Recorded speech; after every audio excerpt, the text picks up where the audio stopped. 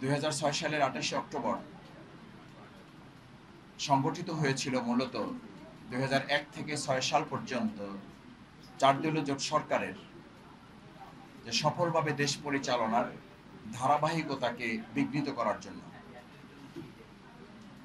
এবং একটি শান্তিপূর্ণভাবে দেশ পরিচালনায় মাঝখানে ছেদ ঘটিয়ে মানবিক রাষ্ট্রকে পাশবিক রাষ্ট্রে পরিণত করাই ছিল 2006 সালের 28 অক্টোবরের মূল লক্ষ্য। এবং 2006 সালের 28 অক্টোবর মানবিক রাষ্ট্র থেকে বাংলাদেশ মূলত 2024 সালের 5ই আগস্ট পর্যন্ত একটি পাশবিক রাষ্ট্রে পরিণত করার চক্রান্তের শুরু ছিল 2006 সালের 28 অক্টোবর। 2024 সালের জুলাই আগস্টের ছাত্র জনতার গণ অভ্যুত্থান সফল হয়েছিল, কিন্তু 2006 সালের 28 অক্টোবর এই 2024-এর জুলাই আগস্টের গণ অভ্যুত্থানের পাটাতন নির্মাণ করা হয়েছিল। 24 সালের জুলাই আগস্টে সর্বস্তরের জনতা লড়াই করেছিল ফ্যাসিস্ট আওয়ামী লীগের বিরুদ্ধে, শেখ হাসিনার বিরুদ্ধে। আর 2006 সালের 28 অক্টোবর পল্টন সহ ঢাকা সহ সারা দেশে আওয়ামী লীগের বিরুদ্ধে 14 দলের বিরুদ্ধে লড়াই করেছিল শুধুমাত্র বাংলাদেশ জামাত ইসলামী এবং ইসলামী ছাত্র শিবির। মহান আল্লাহ তাআলার দয়া এবং জনগণের ভালোবাসার সাথে নিয়ে আমরা 12 ঘন্টা লড়াই করে সেদিনই প্রথম আওয়ামী লীগকে পরাজয় ঘটিয়েছিলাম।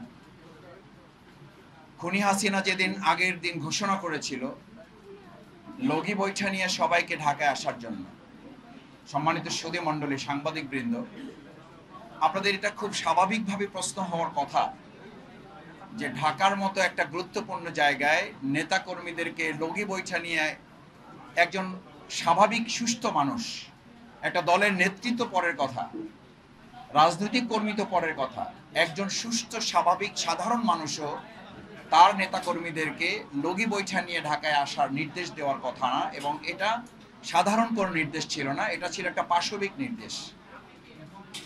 সেই নির্দেশের বিরুদ্ধে আজকে কোনো কোনো ক্ষেত্রে বাংলাদেশ জামাত ইসলামীকে কেউ কেউ প্রশ্ন করে থাকেন যে জামাত ইসলামী কোনো কোনো জায়গায় সংঘাত, কোনো কোনো জায়গায় রক্তাক্ত পরিবেশ, কোনো কোনো ক্ষেত্রে আমাদেরও হাতে তারা নাকি অস্ত্র দেখেন।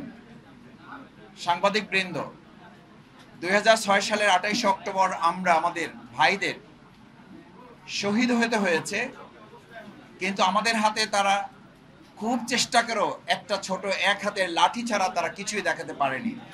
অথচ আমাদের বিরুদ্ধে প্রকাশ্যে AK-47 সহ পিস্তল নিয়ে আমাদের উপরে মুহুর্মুহুর ককটেল বিস্ফোরণ সহ গুলি চালিয়ে আমাদের 13 জন ভাইকে শুধু ঢাকাতেই শহীদ করা হয়েছিল। আমাদের হাতে একটা লাঠি তারা গোল চিহ্ন দিয়ে দেখিয়ে বলেছিল এই হচ্ছে নিজামী মুজাহিদের সেনাপতিরা। একটা লাঠি হাতে যদি সেনাপতি হওয়া যায়, আমি পরিষ্কার ঘোষণা করছি ওই এক লাঠি হাতে সেনাপতিদেরকে বাংলাদেশে আগামী দিনে আর কেউ পরাজিত করতে পারবে না। কারণ আমরা সেদিন একটা লাঠি হাতে শুধু যাইনি, আমরা মানুষের ভালোবাসা, আল্লাহর উপরে ভরসা করে আমাদের জনশক্তির ত্যাগ এবং কোরবানির সর্বোচ্চ নাজরানা দেশের জন্য, গণতন্ত্রের জন্য। সেদিন তারা গণতন্ত্রকে হত্যা করে কবর রচনা করে একটা অগণতান্ত্রিক রাষ্ট্র কায়েমের জন্য বাংলাদেশকে পথ হারিয়ে বিপদগামী একটা বাংলাদেশ নির্মাণের জন্য শেখ হাসিনা লগি বৈঠার রাজনীতি সেদিন রচনা করেছিলেন। সম্মানিত ভাই এবং বন্ধুগণ, আমাদের সেদিন নেতৃবৃন্দ অত্যন্ত সাহসিকতার সাথে, অত্যন্ত দৃঢ়তার সাথে সেই পরিস্থিতি মোকাবেলায় যে ভূমিকা রেখেছিলেন, ফলশ্রুতিতে পরবর্তী বাংলাদেশ বিনির্মাণে আজকে 2024-এর এই জুলাই আগস্টের গণ অভ্যুত্থানের ভিত সেদিন রচিত হয়েছিল। সেদিন নিজামী ভাই, সেদিন শহীদ আলী হাসান মোহাম্মদ মুজাহিদ ভাই, তাদেরকে ওখানে যাওয়ার জন্য আমাদের পক্ষ থেকে পরামর্শ দেওয়া হয়েছিল যদি না যাওয়া হয় তাহলে ভালো হয়। ওনারা বলেছিলেন যদি আমরা না যাই তাহলে কর্মীরা ওখানে থাকবেন কি করে। তারা শুধু যান নাই, তারা বক্তব্য দিয়েছেন। এবং যখন নিজামী ভাই বক্তব্য শুরু করেন তখন নতুন করে আওয়ামী লীগের তৎকালীন দুষ্কৃতিকারী সন্ত্রাসী হায়েনারা নিজামী ভাই, মুজাহিদ ভাই এবং মঞ্চ লক্ষ্য করে যখন তারা ককটেল এবং গুলি বর্ষণ করা শুরু করেন, নিজামী ভাইকে বলা হয়েছিল আপনি একটু বসে গেলে নিরাপত্তার জন্য এখন বসে যাওয়া প্রয়োজন, উনি বসেছিলেন। উনি তখন বলেছিলেন বাংলাদেশ জামাত ইসলামীর আমির তো দূরের কথা, একজন সহযোগী, একজন সমর্থক অন্যায়ের বিরুদ্ধে, অপকর্মের বিরুদ্ধে মাথা নত করার ইতিহাস নেই, আজকেও হবে না এবং ভবিষ্যতে ওটা হবে না। তিনি সেদিন বসে যাননি, দাঁড়িয়েছিলেন এবং সেই মুহুর্মুহুর ককটেল বিস্ফোরণের বিরুদ্ধেই তিনি দাঁড়িয়ে অত্যন্ত দৃঢ়তার সাথে শান্তিপূর্ণভাবে তিনি তার বক্তব্য দিক নির্দেশনামূলক কথা তিনি শেষ করেছিলেন। সম্মানিত ভাই এবং বন্ধুগণ, সুতরাং বাংলাদেশ জামাত ইসলামীকে আজকে যারা নতুন করে বিশ্লেষণ করেন, 2006 সালের 28 অক্টোবর আমাদের জন্য একটা মাইল ফলক। সেদিন শহীদ জসিম ভাইকে লাঠি দিয়ে সাপের মতো পিটিয়ে হত্যা করা হয়েছে। এই অমানবিক চিত্র তো আমরা সবাই বলেছিলাম এটা ওই দিন শেষ হয়ে যাওয়ার কথা। ওই দিন তো 4 দলীয় জোট ছিল, তাহলে আজকে তো প্রশ্ন হওয়া উচিত 4 দলীয় জোট যদি হয়, সেই জোট সরকারের শেষ ক্ষমতা হস্তান্তরের দিন শুধুমাত্র জামাত ইসলামী এবং ছাত্র শিবিরকে টার্গেট করে, আওয়ামী লীগ আমাদেরকে টার্গেট করে কেন আমাদের বিরুদ্ধে সেদিন মাঠে নেমেছিল? ঠিক একইভাবে আপনি দেখবেন এই আওয়ামী লীগ 2024 সালের জুলাই আগস্টে নিষিদ্ধ করার তালিকায় শুধুমাত্র জামাত ইসলামী ছাত্র শিবিরকে রেখেছিল। 2006 সালের 28 অক্টোবরও তারা জামাত ইসলামী ছাত্র শিবিরকে টার্গেট করেছে। 2024 সালের জুলাই আগস্টে শুধুমাত্র জামাত ইসলামী ছাত্র শিবিরকে টার্গেট করেছে। এর দ্বারা প্রমাণিত হয় বাংলাদেশের দেশপ্রেমিক দল হিসাবে, জনগণের সংগঠন হিসাবে জামাত ইসলামী ছাত্র শিবিরকেই শুধুমাত্র তারা শক্তিশালী প্রতিপক্ষ মনে করেছে বলেই আমাদেরকে তারা টার্গেট করেছিল।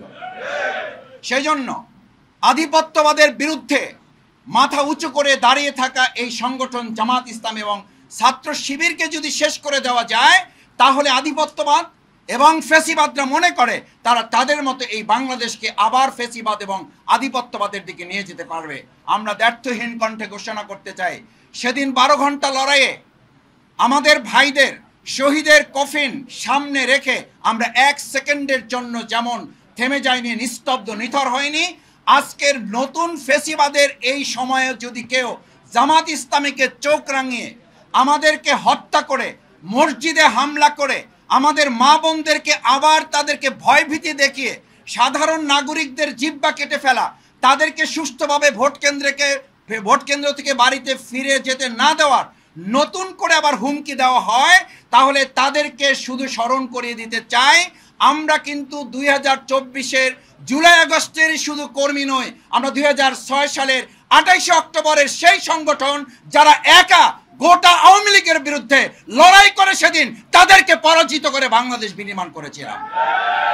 আসুন সম্মানিত ভাই এবং বন্ধুগণ, আসুন সম্মানিত ভাই এবং বন্ধুগণ, সেই আওয়ামী লীগ ফ্যাসিবাদের নতুন পদধ্বনিতে যারা বাতাস দিচ্ছেন, যারা মনে করেন আওয়ামী লীগ আবার ফিরে আসবে, যারা মনে করেন ইনক্লুসিভ নির্বাচনের জন্য সবাই মিলে অংশগ্রহণ করা দরকার, সেদিনও কিন্তু জামাত ইসলামী ছাত্র শিবিরের 2006 সালে 28 অক্টোবরের এই পল্টনের মাঠে এবং সারা বাংলাদেশে আমাদের পাশে দেশবাসী ছাড়া অন্য কাউকে আমরা পাই নাই।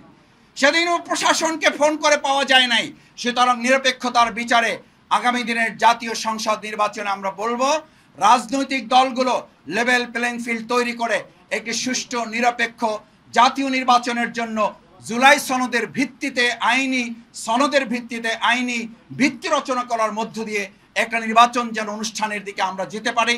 তাহলেই 2006 সালের 28 অক্টোবর যে পথ হারানো বাংলাদেশ, সেই পথ হারানো বাংলাদেশ খুঁজে পাবে নতুন পথের সন্ধান বাংলাদেশ। সেই প্রত্যাশা ব্যক্ত করে আমি আমার কথা শেষ করছি। এ পর্যায়ে আমাদের সামনে